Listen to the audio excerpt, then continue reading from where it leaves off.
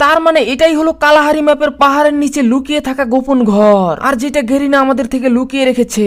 আপনি কি জানেন কালাহারি ম্যাপের এই পাহাড়ের নিচে এমন একটি জায়গা আছে, এমন একটি ঘর আছে যেখানে অনেক ডায়মন্ড আছে, কিন্তু আমরা উপর দিয়ে গেম প্লে করি কিন্তু পাহাড়ের নিচে কোনোদিনও যাইনি।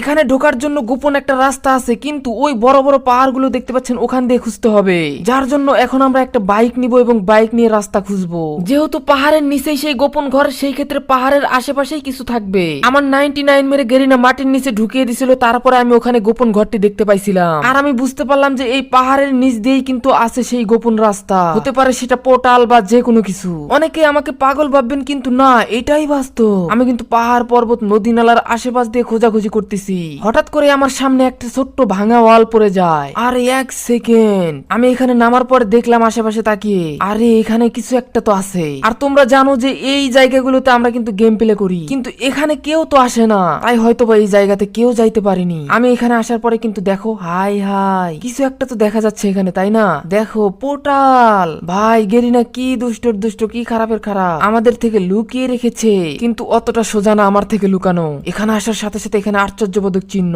আর ম্যাপ ওপেন করার সাথে সাথে দিকে আরে আমি তো মাঝখানে, তার মানে এখন আমি পাহাড়ের নিচে আছি। আমি আস্তে আস্তে সামনের দিকে আগাই, তারপরে দিকে আরে এখানে ভয়ঙ্কর কঙ্কাল, এখানে কঙ্কাল আছে। আর যখনই আমি একটু সামনের দিকে আগাই, তারপরে আরে ভাই এখানে তো দেখা যাচ্ছে ডায়মন্ড, কয়েন, আরো কত কিসের খনি, কত কি বাইরে ভাই। এখানে কঙ্কাল রাখছে যাতে আমরা ভয় পাই, এবং ওই যে সামনে বড় একটা ভূত রাখছে যাতে আমরা ভয় পাই, কিন্তু কঙ্কাল এগুলো এমনিতেই রাখছে যাতে আমরা ভয় পাই এবং কিছু না নেই। কিন্তু আমি তো চালাক, আমি কয়েন ডায়মন্ড সব নিয়ে নিব এবং তোমাদেরকেও এখান থেকে ভাগ দিয়ে দিব। আমি এগুলো তাড়াতাড়ি দেখি, বাইরে ভাই আমার তো দেখে লোভ সামলাইতে পারতেছিলাম না, সবকিছু কিন্তু আজকে এখান থেকে নিয়ে যাবো। এখানে কয়েন গুলো কিন্তু আমি খেতে শুরু করি। ও ভাইরে ভাই আজকে বড় লোক হয়ে যাবো। আর এখানে তো দেখি জম্বি, আমি জম্বি গুলোর কাছে যেতেই ঘুরানি দিয়ে আমাকে ড্যামেজ করে দেয়। বাইরে কি কোনো কথা, আমি তাড়াতাড়ি করে এদেরকে কিন্তু ফিনিশ করে দেই। ফিনিশ করে দেওয়ার পরে আমি তাকিয়ে দেখি, আরে এখানে কি দেখতেছি, বড় বড় হাত। তারপর এখানে আমি লাল ড্রামও দেখতে পাই। আমি কিন্তু লাল ড্রাম গুলো তাড়াতাড়ি এখান থেকে ফুটিয়ে ফেলি, এখান থেকে সরিয়ে ফেলি যাতে উপরের এই কঙ্কালটা পড়ে যায়, কিন্তু কিছুই হয় না। আরে হাত গুলো দেখতেছো ভাই, কিসের সাপ হতে পারে এটা? এই মনে হয় এই সাপ গুলো দিছে।